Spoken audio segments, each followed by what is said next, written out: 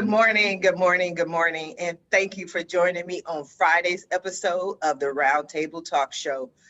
It's Friday, and you know what that means. I didn't tell our guests, but I always tell people you don't want to be on my Monday show or my Friday show. And why is that? Mondays, I've slept all weekend. I'm rested. Fridays, I've been doing this show. I've been talking. The world has gone mad. So I have absolutely no idea what I'm going to say. But I know it's going to be fun. I know it's going to be interesting because we always have fun on the Roundtable Talk Show. That's what we do. So I'm going to ask you to do what I always ask you to do every day, no matter what day it is, Monday through Friday. I make the same request for you to go out and be an evangelist for the Roundtable Talk Show because we need your support. And not only do we need your support, but your friends, your network, they need your support. They need the information that we share every morning, weekdays at 8 a.m. Pacific. So if you haven't shared this information, what kind of friend are you? Share it with your network. Friends don't let friends miss out on the Roundtable Talk Show. Now, while you're sharing the show, I'm going to go ahead and introduce our first guest. We have a real life angel from heaven on the show. Yes, we do. We got an angel here just for you. Now, Angel from Heaven is also known as the CEO Confidant. He's an influencer, international TV host, public speaker, CEO consultant, board member, and philanthropist. In the last 21 years, Angel has empowered more than 1,500 CEOs in 33 different countries. He was born near Barcelona and he has lived in 8 countries and speaks 5 languages. So I guess we'll have to see how he's doing during this global pandemic. Angel, good morning. How are you? Good morning. Very, very well. Thank you. What an introduction. I have to say it's the first time ever I've been introduced like that. So this Friday will definitely go to history. Thank you so much. I like making history. I like making history. It's fun. You're already making history. And thank you obviously to all the audience watching us. Absolutely. I love your background. I love your background. Now, you're a world traveler. You're all over this place. How has it been for you over the last year? Because I'm pretty sure your travel has been, maybe slightly altered. Well, totally altered, totally altered, and not because of the restrictions. Well, it's mostly because you have to stay in places like for 1 week or 2 weeks to quarantine and these kind of things. But thank God. We have remote working tools that we can use. But last year, as answering to your question, last year has been a year of awakening. That's definitely. So if you had asked me the question you're going to ask me today, 12 months ago, I guarantee you I would have answered differently. So that's the best thing I can say right now. So what have you been up to? You have all these accolades. You're doing the most. You're saving the world. You're helping the people. What does a typical day look like for you? Thank you. A typical day, well, if I'm on vacation, it's different. But when I am working here in Dallas, Texas, basically, I take my kids to school. I have 3 kids. 2 of them still go to school. And after that, I just start my normal day. I have an intention experiment I've been doing for the last 3 years. For half an hour, I meditate with 8 other people from different places in North America. And after that, my day starts with, basically. Well, I didn't mean to interrupt, but I want to talk about that because that was unique. Most people, and I just ask random questions just because I'm curious, because you have so much going on, and people always tell me like Sharifa, you're busy, you never have time. So I'm like, what does a typical day look like for someone like you? But intention experiment, I don't want to gloss over that because I've heard about, morning prayer calls and meditation, but intentions and experiments don't typically go together. Please clarify. Thank you. So basically, a few years ago, I went to a conference of a gentleman. He's of a doctor called Dr. Joe Dispenza. At that event, I got to know, before going to that event, I had read a book about Lynn McTaggart because Lynn McTaggart interviewed Dr. Joe Dispenza. Lynn McTaggart, she lives in the UK, and what she does is she conducts worldwide intention experiments. Actually, you can go Lynn McTaggart, you can Google her, and she has a great book about that. So basically, intention experiment means that every single morning a group, we are 9, but a group of 8 or more people can meet up, and basically they decide, okay, so today we are going to intend for something specific that we want to happen. And we do that for a week. So every single week we intend for something that has been proposed by one of the members. So every week, again, we've been already 3 years. Every week we've been intending for one different thing that has been asked for one of the different 9 members of the team.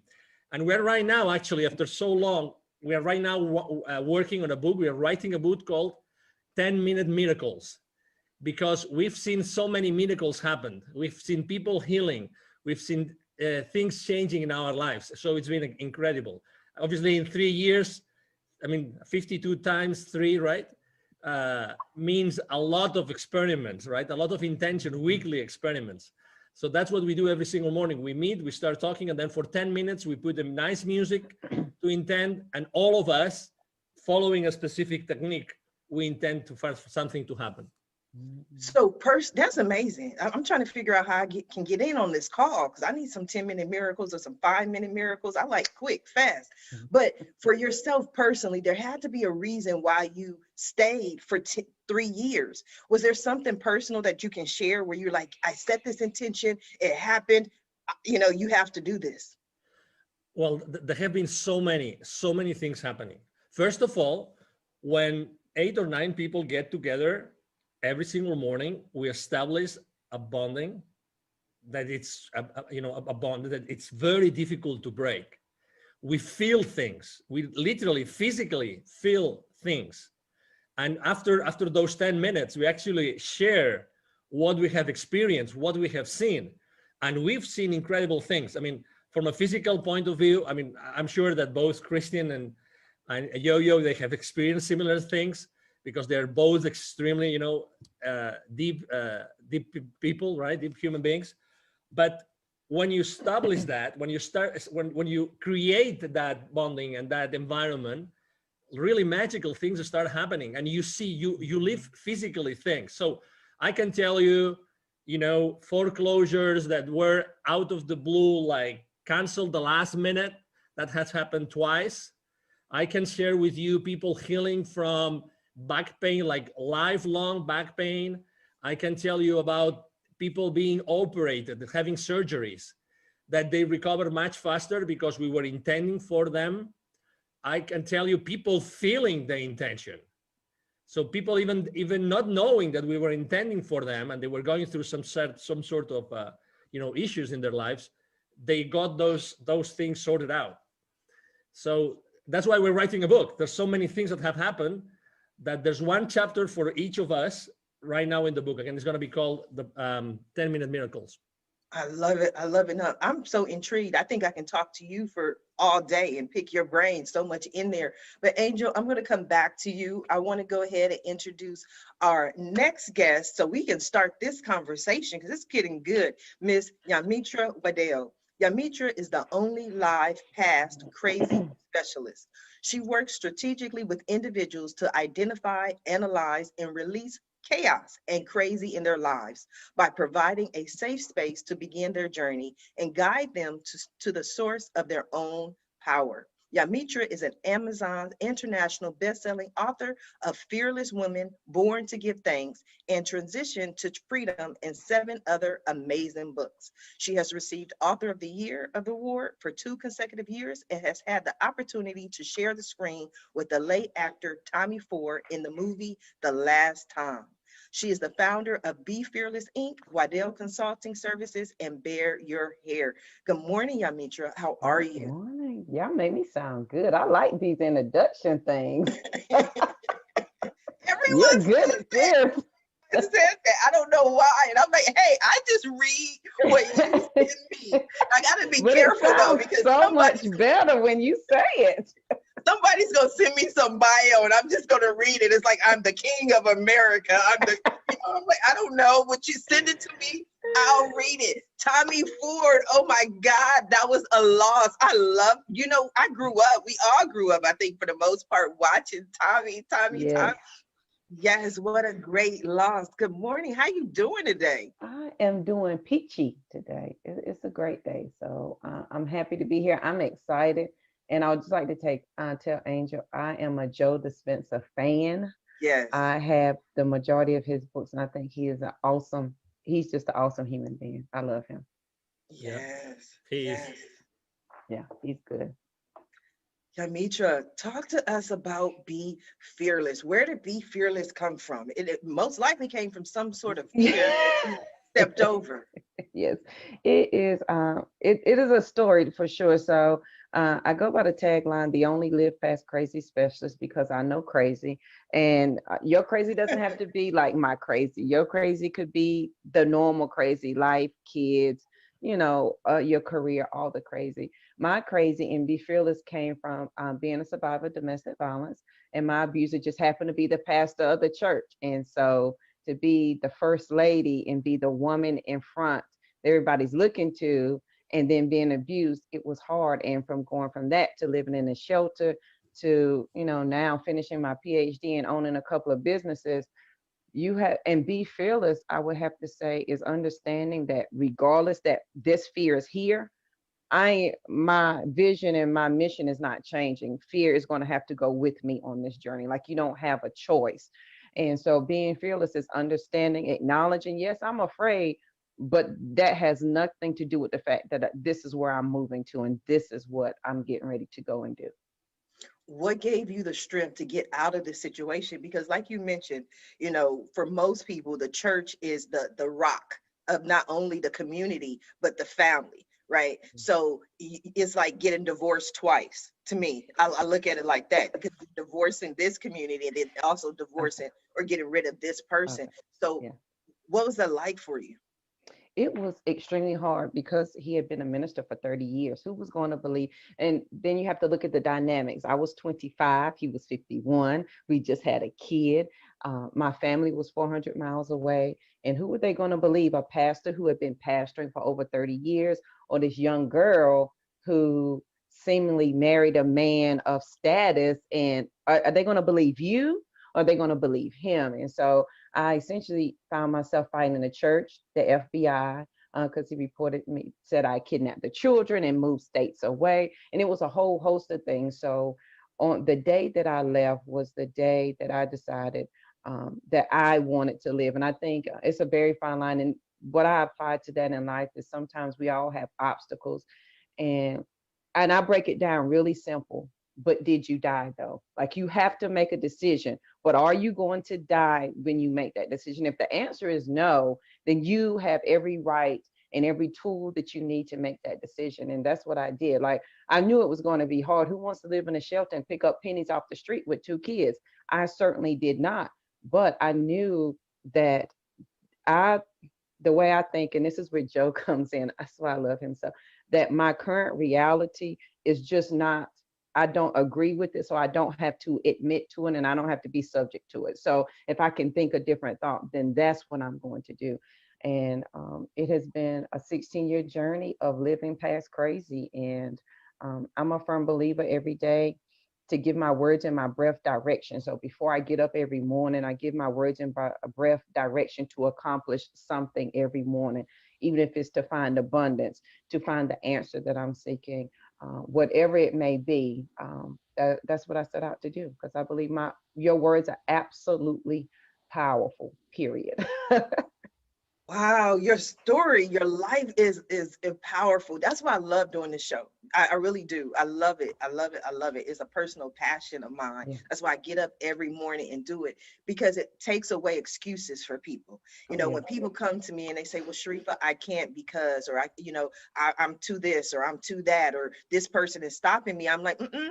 You're going to watch January 8th episode of the Roundtable Talk Show. You're going to listen to those guests. And then, because if they can do it, there's no reason why you can't as well. And so much of what you're saying resonates with me in my life and my crazy, I guess. Mhm. But when I was in my worst times and I lost everything and was homeless, I would walk and I would literally speak to God, and I would say, "God, I know you didn't bring me this far to Yeah. just bring me this far." Yeah. So you went through all of that, owner of multiple companies. Was there a point where you said, "You know what? There's something better, something greater. There's something else out there for me"? Yeah, oh, absolutely. I'm a fan of quotes and affirmations, and I'm a nerd. And one of the things that I could not do when I was married was go to the library. And the first day that I left, I went to the library and I was like the little kid. I faced the wall, and I love to smell books. I know that's strange, but I love the way books smell. And I smelled books, and I had a stack of books in my lap. And the first book I opened, I couldn't tell you the name of it, but the quote that I opened up to was by John Wooten, and I'm also a basketball fan, and it says, "Don't let what you cannot do interfere with what you can do." Because I was like, JoJo, what is it that you can do? Because I couldn't find an attorney that would help me. Nobody wanted to help me because everything was so crazy. And that quote came into play because it says, if you focus on what you can do, what you cannot do will take care of itself. And I was like, well, JoJo, you already had 2 undergraduate degrees, so that must mean you're not stupid. And so I learned the laws of North Carolina for representing myself, and I went to court and represented myself, won the case, and I live by that quote. Don't let what you cannot do interfere with what you can do, because what you can do is a lot more than what you cannot do. That is just what you choose to focus on. So I live by that quote, and then 2 more. Never close your mind to an idea simply because it's miraculous, because the idea came to you for a reason, and you are absolutely qualified to be exceptional. You're just nervous in front of your current community. We're just nervous because I want to be the first millionaire in my family, and who in my family is saying that? But it doesn't negate the fact that I'm absolutely qualified to do that. And so when we focus on those things and eliminate the negative, it becomes an amazing journey. Yes, yes. We just gonna change that M to a B though. We gonna have you. Yeah. We gonna start with Yes. billionaires We'll now. take That's that B. Yeah. yeah. We gonna change that. Everything else Yeah. I'm gonna stand in agreement with, but we just gonna make that change. Wow, what an amazing show. If you have not shared this show yet, go ahead and share it with your friends, because I always tell people, people don't believe me. It's the truth. Guests can attest.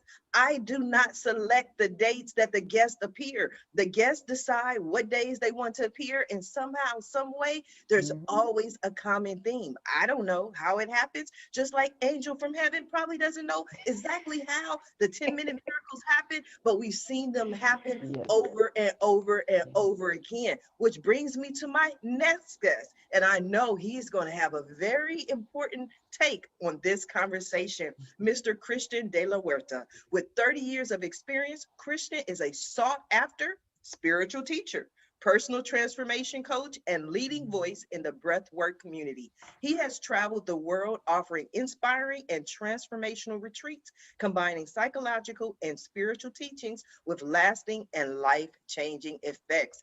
Good morning, Christian. Morning, Sharifa, and thank you for having me. Well, I'm honored to be here.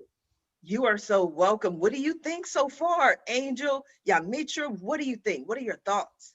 Well, I'm touched and inspired, like putting myself in the place of your audience of entrepreneurs. It's like, what powerful messages for entrepreneurs, messages of vision, of overcoming challenges, of persistence, of resilience. And I know, from like your own story of having been laid off 8 times, and yet You did your not homework. allowing any of that to hold you back. And here you are, going from state senate in California. It's like, wow, that's powerful and inspiring. And I love Angel's vision of, which he hasn't really talked about, but working with kids and his vision for empowering kids. And Yamitra is, his story is so touching. And, the powerful message that if she can overcome that, is like, we can overcome anything. And also her message of empowerment for all of us. Yes. What is Awaken the Soul of Power? Because I'm pretty sure it's going to resonate today. Yeah, well, it's a book I just released, and it's the first of a series of 3. And the title of the series is called Calling All Heroes. So what does it mean to live a heroic life in the 21st century, where probably we don't have the horse pitched outside and the armors and the demons to slay, except the ones in here. So the first book is about personal empowerment. Like, how do we step into personal power in a way that's not about hierarchy, control, fear, force, domination, that doesn't require for us to push anybody down. place our knees on their neck in order for us to prop ourselves up and feel powerful.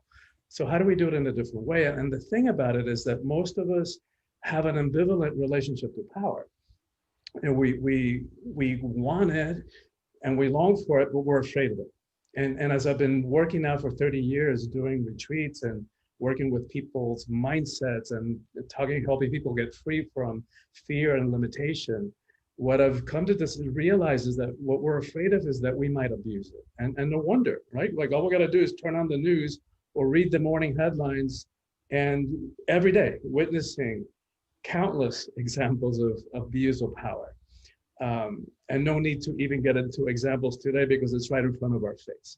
And so, but and then we've been so conditioned, but with quotes like power corrupts and absolute power corrupts absolutely. And then what good-hearted person is going to want to be corrupted? But what they forgot to tell us or failed to tell us is that quote from Lord Acton was it's part of a larger context where if you read the whole thing, the whole paragraph, it's clear that he's talking about political power, not about interpersonal or personal power. That's what we're all talking about here, right? Personal empowerment, in approaching it from different ways. And then the other aspect of that is we've been so conditioned as a society to be afraid of the emotions, right? We've labeled the emotions weakness, and especially men.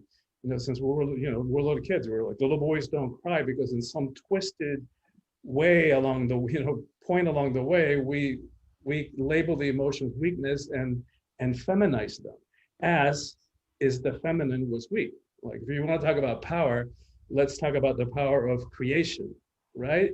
And so that there's nothing feminine about the weak, but we've been conditioned that way. And so then we're afraid of conflict. We're afraid of confrontation.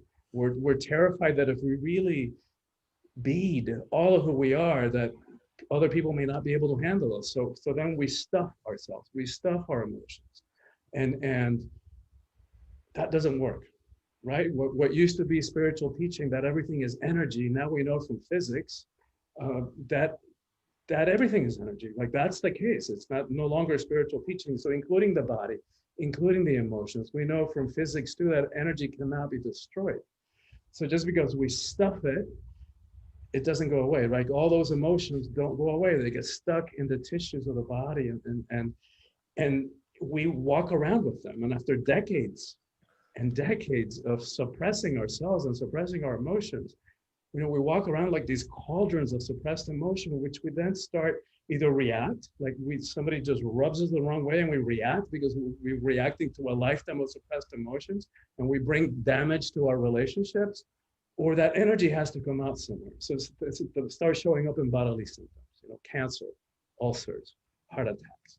So we've got to learn how to feel and how to identify our emotions and learn how to communicate them responsibly, courageously, compassionately even. I think that is powerful. We're all on the same page today. I think that's so wonderful. Everything you're saying resonates with me. And it also reminds me of, like you mentioned, I am running for Senate 2024. I'm excited about that.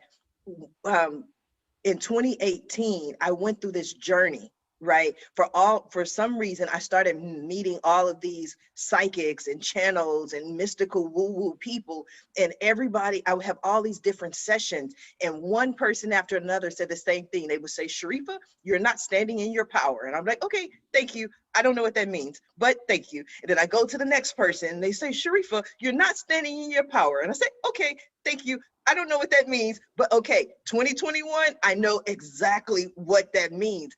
Yeah. And it wasn't a fear of mine that I wasn't able to, or I was afraid of, but I think I had more of that. Why would I run for city council? Why would I run for Senate? There are, trillions and billions of people on the earth. Why me? And then I had to get to that point of why not me? This is something you're passionate about. Why not you? So I don't think it was the fear for me, but it was just understanding that I do have a voice. And what I've done, just having all the guests for the last year on the Roundtable Talk Show, that took a lot of power to provide a platform for some of the greatest people in the world. But I didn't understand that it was power in doing that. Does that make sense, Christian? It makes total sense. And thank you for doing that. Thank you for saying yes to your own call, to step into your power and to do heroic work, right? What all of us are doing is heroic. The way that JoJo got herself free with two little kids, to support, that's nothing short of heroic. And so I love this conversation. And another way that we see commonality in all of us is this desire to make a difference in the world. Mm-hmm. Right? And it's that desire to make a difference in the world, that conviction, that allows us to use JoJo's framework to not allow fear to hold us back. Right? So that desire to make a difference, our sense of service, our sense of conviction is greater than that fear that no longer holds us back. And that's, I love that word fearlessness, because we're confused about what that means. And like JoJo, embodies and teaches, it doesn't mean that we no longer feel fear. It just means that we no longer allow fear to hold us back. Yes. You made an interesting point though, Christian. I want to ask JoJo, because in everything I've done, being laid off 8 times, losing everything, even this entrepreneurial journey that I've been on since 1994, people always ask, why did you do it? And I'm like, because my kids said, Mom, we're hungry. There wasn't this deep rooted, I want to save the world. My kids were like, Mom, dinner needs to be served somehow, some way. So JoJo, when Christian looks at you and he's like, you know what, just getting these 2 kids out of this situation, that's powerful. And I agree wholeheartedly, there's power in that. But at that moment, were you thinking about the power, or you just like, I got to get out of here? Oh my God. I was thinking, and I'll just give y'all a quick backdrop. The day I left, my abuser had taken advantage of me in front of our 3-month-old, who was a preemie, who had just got out of the hospital.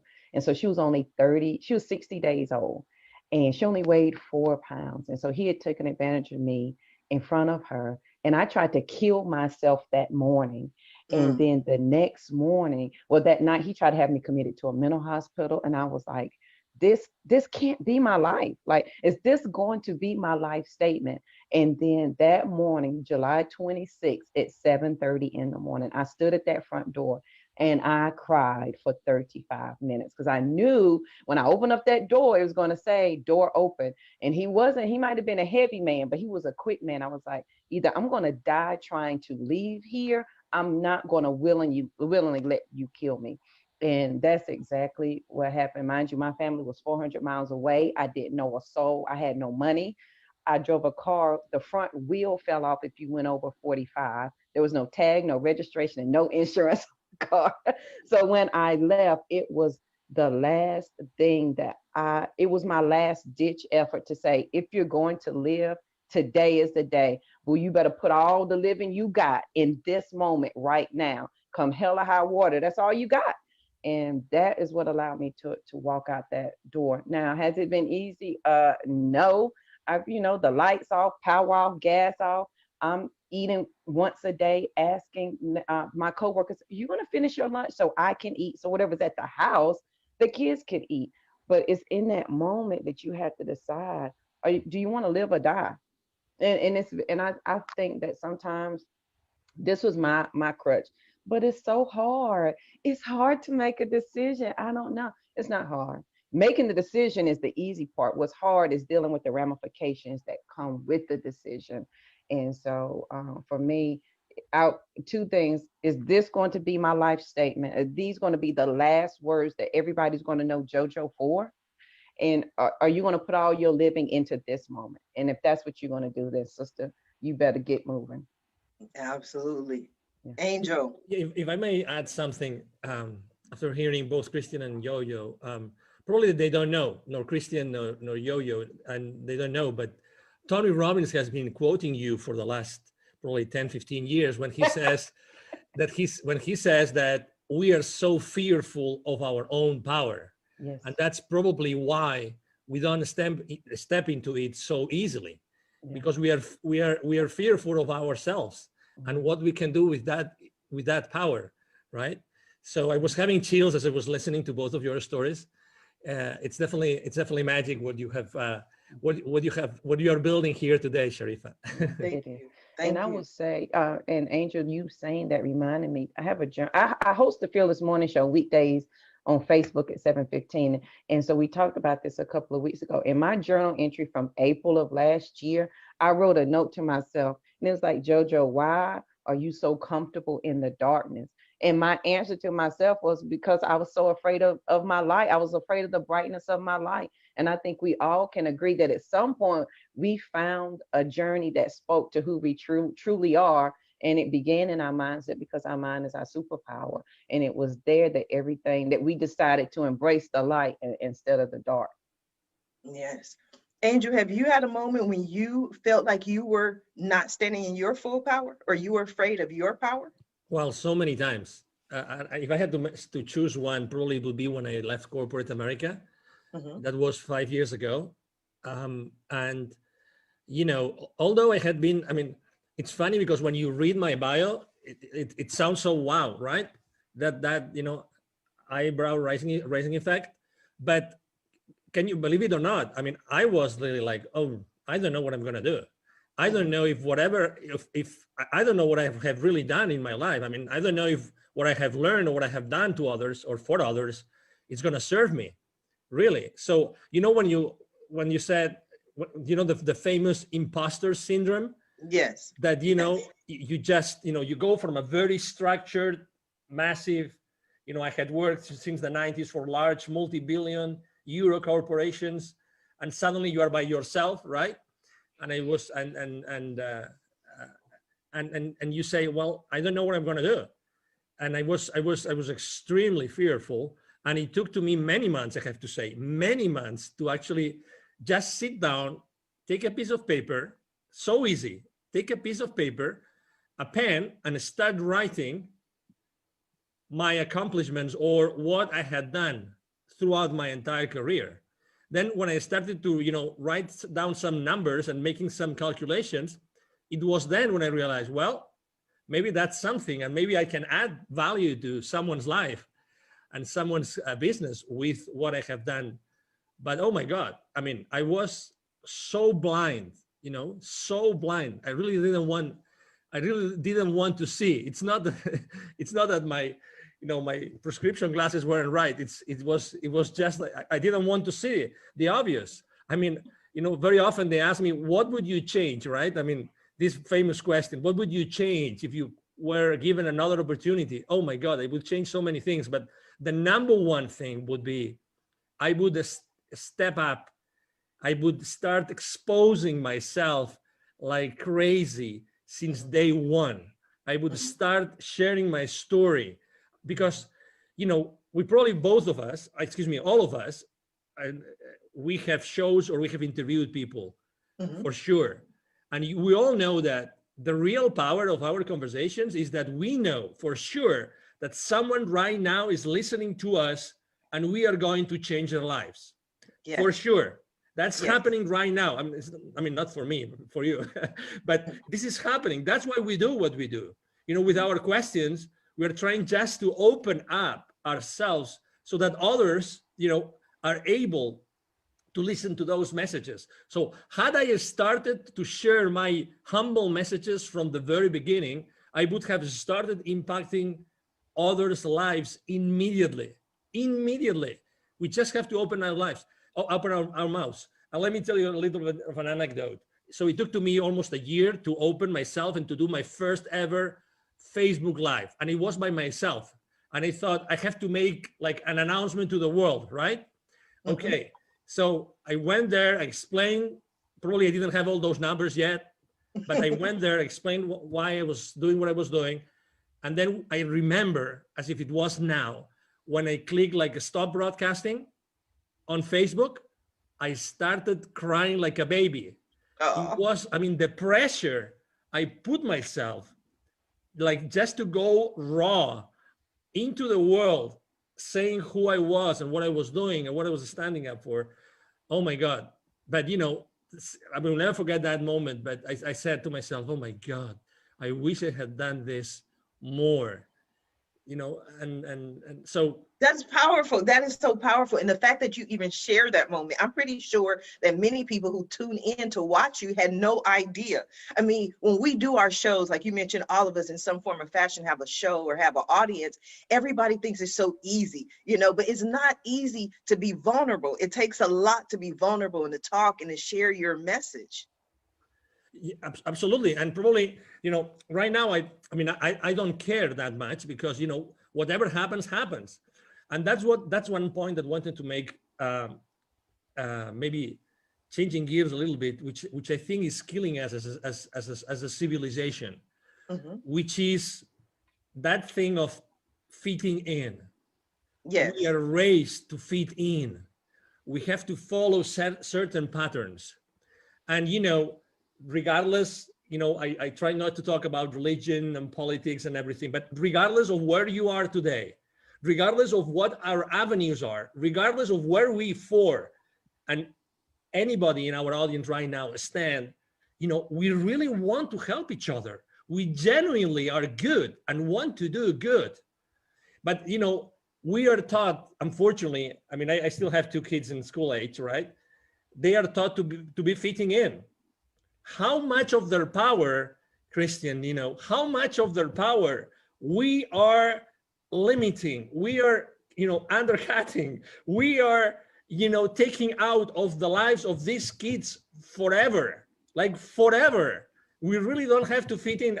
It's funny how just before Christmas, on a podcast interview, someone asked me a piece of advice. I said, I'm not very religious. I stopped going to church a long time ago, but I come from a very Catholic country, which is Spain.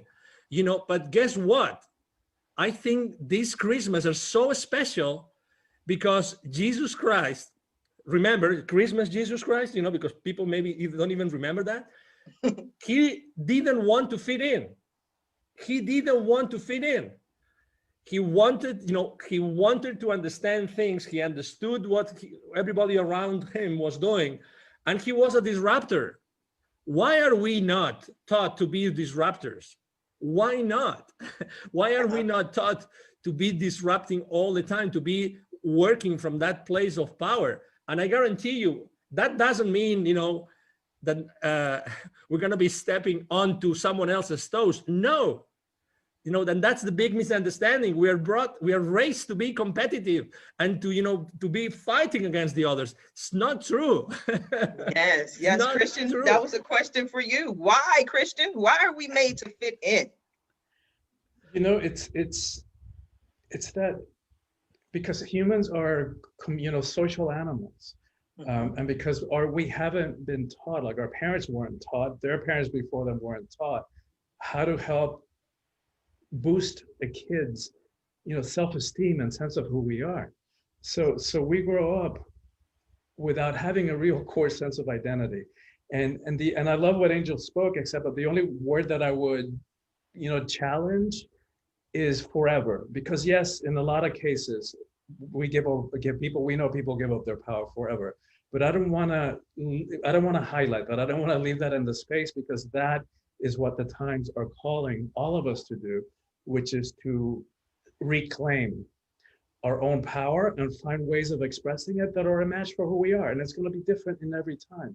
And that's one of the ways in which I guide people by the hand in this book is helping them understand why we have a conflict with power. And part of it is that we've confused that there's different types of power. So one of them is, I talk about worldly power or egoic power, which comes from the ego mind, which we don't have time to get into today. But one of some of the qualities of that are, we associate power with things that are outside of us, external. Like we tend to associate people who have money, who are famous, who are some part of they're either some part of a hierarchy. They're CEOs, or they have some political or religious hierarchy, or social or educational hierarchy. But the thing about those kinds of power is that because they're external, they're fickle, right? They're here today, gone tomorrow. Whereas the other kind of power, which I call soulful power, spiritual power, is inside of each one of us. Nobody can give it to us. Nobody can take it away. And it's actually more powerful, right? So I think of Gandhi or Gandalf, in The Lord of the Rings, where they're simple, monastic robes and their sandal feet, you would never know how much power they hold until it's needed. And then watch out. Like, Gandhi, and I know that you quote Gandhi, Sharifa, and, be the change.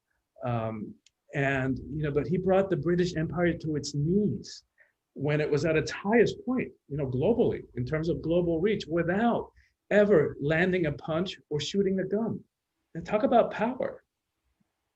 Yeah, I think so often you make an excellent point. When we think about power, we think about power as far as putting people down, and like you said, keeping people down, or just simply brute force. Like we associate power with, I have to just go in and take over, and that kind of power. But I've learned that power can be gentle. You know what I mean? You can speak softly and still wield the same power without having to be aggressive or argumentative or controversial. Some things may wind up being controversial, but you don't have to just go at it at such a and the world is changing. One of the things that people keep talking about is that we're moving more towards the maternal. We're moving more towards the feminine energy of just, what are your thoughts on that, Christian? Well, it's a great question for me. It's one of the things that I'm passionate about, because my book is for everybody, of course, but it has a particular message for women, because I'm convinced that the single most important thing that needs to happen in the world is the empowerment of women, and not to make women better than or put them up on a pedestal. Women are just as capable of abusing power as men are. But it's because we have been so, as a world, as a species, we've been so out of balance for way too long. And for thousands of years, where the feminine, was made less than. And to that, we can connect all the other issues that we face. When women are in 50% of power, and when we all, regardless of what kind of body we're in, when we all reclaim the feminine, because we all have masculine and feminine energies in each of us. So when we all reclaim that, and when women are in at least 50% of power in this world, we're going to have a very different relationship to all of it, to war, to poverty, to hunger, to how we treat the environment, all of it. It's all connected to that. And so when I think about strategically, like if there was one thing that I could focus on in my limited time, here on this planet, that's what I've landed on. Because by empowering women, we impact everything else. Yes. Angel, what are your thoughts on what Christian had to say? Yes, it's funny because when I was still in Barcelona, and I had been working for an audiovisual company in Spain, and there was a headhunter, a lady headhunter, that came and offered me that position before. And when I left Spain and I went to live in the UK, I had this meal with this lady and asked her, hey, why did you come? How did you find me? And you came to my first job, and you came and you took me to the second job, completely different industries, everything. Why? I mean, why? Because I went from working, in a university to working in the private sector. And she said, because Angel, you have something. And don't get me wrong, I mean, that's the 90s, okay? So because you have something which not many people have, which is your feminine side is very pronounced. And I said, what do you mean? And why did it make me a good candidate for that position? And he said, because you see life differently, because you are able to put forward things that other people would hide. And throughout my life, it's been funny because I've always worked with more women than men.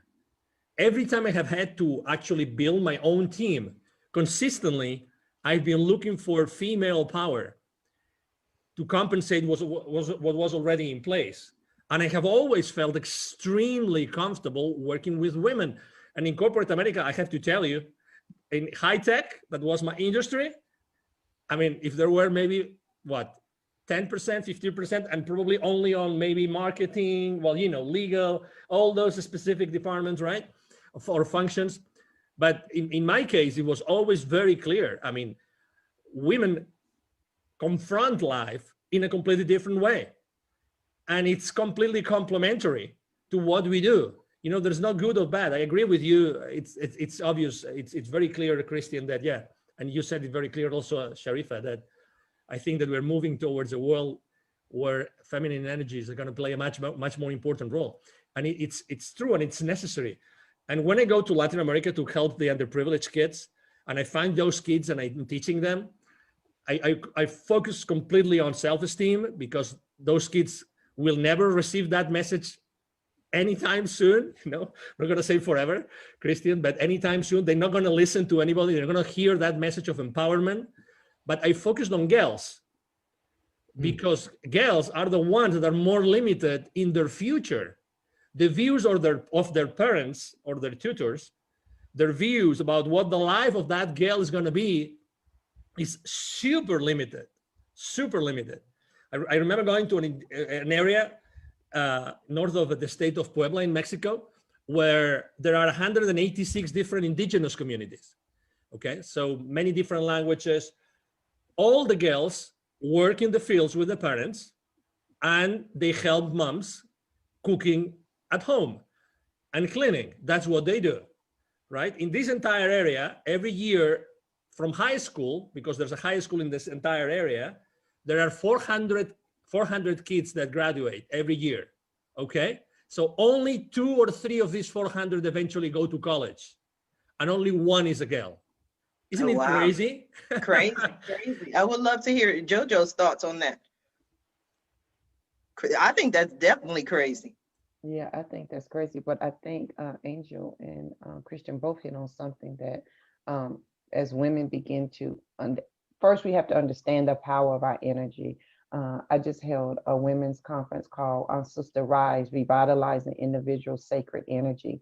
And as women, as we begin to understand what our sacred energy is and how it's going to change the world and how we begin to impact the world, I think that's going to it's going to make a big difference. And I think as women, as we begin to see ourselves differently, and we have to think about how big of an impact, and guys, you can think about this too, how big of an impact your mother had on your life. We do a lot of things because the women in our household did them.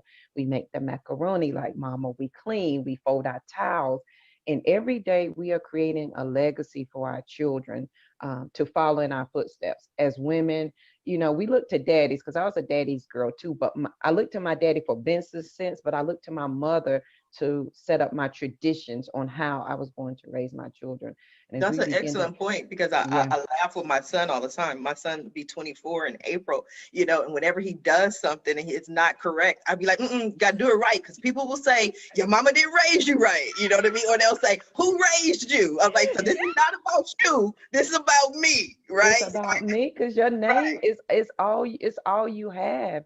And that, you know, in this book called The Awakened Woman, it says, if we forget if we forget who we are as women, then all who lean on us and look to us for guidance will be lost. So generations from now, great grandma JoJo, I could have lost everybody because I did not step into my power as a woman, and then understand that I have masculine, I have female, and I can manage them and hold them equally.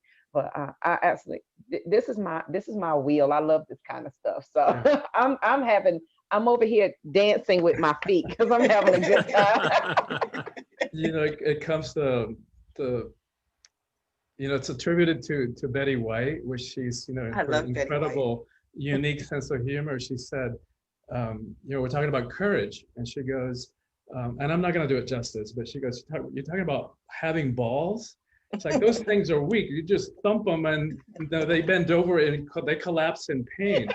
You want to talk about courage? Let's talk about vaginas. Those things take a pounding. Yes.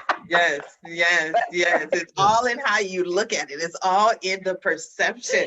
I love Betty White. I love laughter. I mean, that's the beautiful thing. Anytime I do stand-up comedy shows, it's always my brand, Laughter Heals. We need more laughter in the world. We need more people to remember who they are and stand in their own power. And it may not necessarily be easy, but I definitely think that it's necessary. JoJo, I want to go back to something that you said earlier in the show, when you were making, when you after you left the shelters, at what point, because I think this is very important for the audience, at what point did you really decide to stand in your power as far as being a business owner and be an example and start your conferences? What made you say, if not me, then who? Because I knew it was something I needed.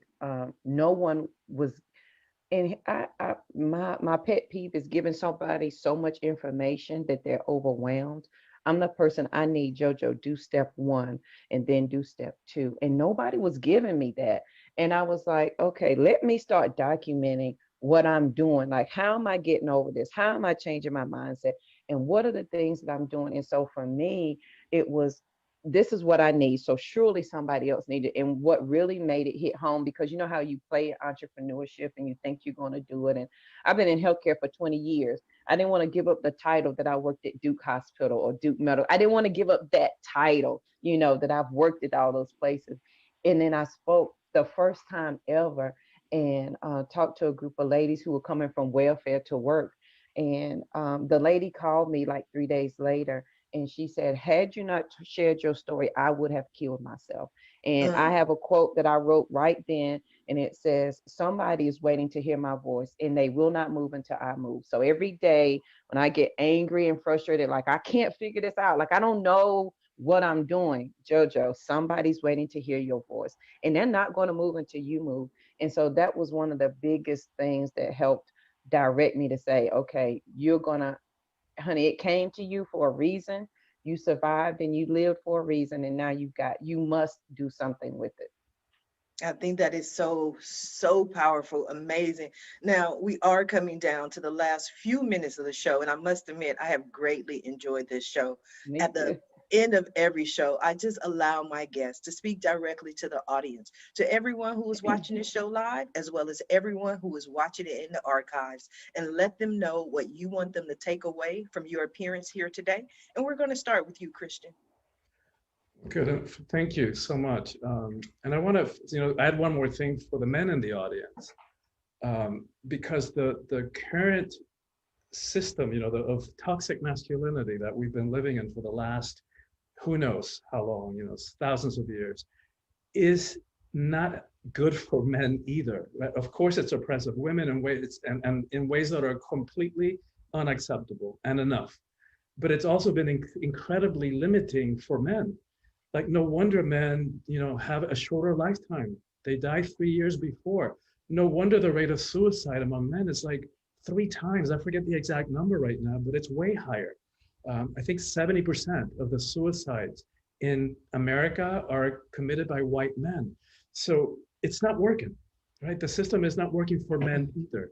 And it's time that we all figure out a way to reconnect with who we are, to reclaim our own sense of self, our own sense of power. As far as I'm concerned, we're living in the most critical times in the evolution of humanity. Make it or break it time, Yeah. right? And so whenever one of us feels that call, like all four of us here have, to be more, to say yes in spite of the fear, and to step into roles that we don't even know how it's going to work out. That the universe has a vested interest in each of us doing that, because as we do that, and when we do that, the ripple effects will be felt. And like everybody here was talking about, like Angel was talking about, making a difference. That's how we all get out of this collective hole that we have dug ourselves into. Yeah. That was powerful. And that was actually a very interesting statistic. I had no idea that 70% of suicides are white males. I did know I found this interesting fact out, is that more women than men attempt suicide, but more men than women commit suicide. Is because men do suicide in deadlier ways. Women tend to take a bottle of pills and wake up in the hospital, but they live to see another day. Whereas men, they're done, they're final, they get the shotgun and it's over. So very interesting. We have to heal the world so no one is in that position where they even contemplate or even think about suicide. And we're all here to help them. Thank you for that, Christian. Angel, what do you have for us? Thank you. One of my favorite sayings is taking perfect action now. Mm, And I do that because most of what I do is I help both, you know, corporate executives and entrepreneurs to accelerate the growth of their businesses through expansion and exposure using different techniques. And every single time, I'm very involved here in the Dallas area with the different business accelerators, business incubators, etc. And every single time I'm helping someone reinvent themselves, pivot in their businesses, I always have this same conversation. You all have an immense power inside to create wealth for the rest of the world. All of you. Tony Robbins says something which is extremely smart, which is, you know, your wealth is totally dependent and proportionate to the amount of people that you are able to serve. And I have to tell you that every single one of you have something inside your professional career, your life, that nobody else in the world has. Nobody. We all have lived completely different lives. Even if you think you are not adequate or you're not enough, you are already enough and you are already adequate. And you can already start. To offer your products, your services to the rest of the world. So I would encourage you to take imperfect action now, to start changing your life immediately, stepping into your power, as Christian and Jojo were saying very, very wisely, but do it today, do it immediately. You know, as you realized, you know, I think that many of us were confronted with death in the last 12 months, right? Like it or not. We had to think about death, you know, at some point. So, hey, you know, we can do so much good in this world and the world needs us. And if it's not us, it's not going to be anybody else. Exactly. I mean, it's great when I was listening to that from Jojo. It's like when I created my nonprofit Wisdom for Kids, I said, if I don't do that, who's going to do it? To be honest, nobody's going to do it. Nobody can do this the same way that we are doing it. Nobody. So I love your passion, Angel. You are passionate. I love it. I love passionate people. Totally. You are so passionate. Totally. So that's my 5 cents, Sharifa. Oh, thank you for 5 cents. Usually we only get 2 cents. So I like that extra 3 cents. I love it. I love it. I love it. Thank you, Angel from heaven. Jojo, what do you have for us? Angel, I want to give you a word that I made up, but I think it will fit just right with you. It's urgentaneously. Like we have to take action urgentaneously. My kids hate when I say that. I need it done urgentaneously. They're like, that's not a word. Doesn't matter. It is.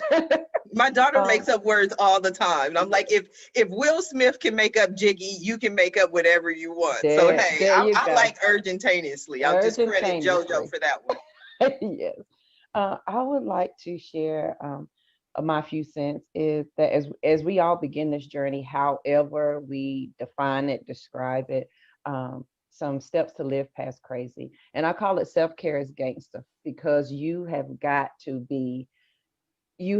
really want this for yourself to begin this journey. So there's just 5 things that you can start today. Number 1 is absolutely be quiet. You don't know what you like or what you want because you talk too much. So if you be quiet, you can hear what the God inside of you, the universe, the creator is trying to tell you. And there's a wealth of information. You have the answer. The problem can't exist without the answer already being there. They go hand in hand. Often we talk too much that we don't even want to acknowledge the answer. Number 2, be willing to understand. That means you've got to, at some point, acknowledge and work through all of your stumbling blocks. Ain't no way around that. Like, you've got to be willing to do that. Number 3 is allow space for yourself. Allow space for healing and grace. I learned that on this journey as I was growing, I had to make room inside of myself for JoJo to be great and not be small. And Grant Cardone says it's you do more damage by living small than you do by living great. And so you got to make space inside. And then when you do that, give yourself some grace and peace. Forgive yourself. Yeah, you made a stupid decision, but you made the best one that you could at that moment with what you had. Give yourself some grace and peace, sister, and move on. And then respect the power that's in you. And you do that with wisdom and peace. Respect that you are a superpower, and every day you have the option to pick your superpower up or lay it down. And I would tell you that, and people say, JoJo, I'm not like you. Like, I'm not powerful, honey. JoJo ain't either, but please let me tell you something. You are so powerful that you convince the God in you that you're not good enough to do anything. That's how powerful you are. You override the innate universe inside of you that says you're a creator to say that you're not. So you can't tell me you're not powerful. You do it all day, every day. It's just what you choose to do with it. So respect the power that's in you.